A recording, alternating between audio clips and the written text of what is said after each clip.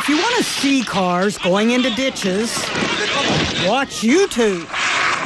But if you want to hear about them, they drove our economy into a ditch. Listen to the president in speech after speech rescuing the car he says the Republicans crashed. We put on our boots. It's muddy down there and dirty and dusty and bugs everywhere. We're down there pushing, shoving it. The Secret Service may not let the president drive more than a few feet, but he's been driving home this metaphor for months. The Republicans are up there looking at us, sipping on their Slurpees. It's the big laugh line. Sipping on a Slurpee. Fanning themselves. Sipping on a Slurpee. Saying you're not pushing hard enough. And we in the media are sucking it up. President Obama is portraying a Slurpee as the official beverage of obstructionist Republican leaders. The folks at 7-Eleven who sell Slurpees say, we really appreciate President Obama giving the Slurpee free publicity, but they note the Slurpee is bipartisan.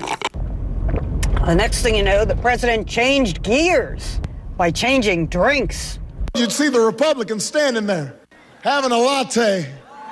Then comes the president's punchline about the Republicans. And then they got the nerve to ask for the keys back. No.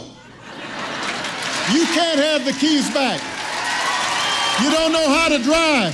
Critics say it's President Obama who's digging a deeper ditch. I don't care if Bush drove you into the ditch, stop digging.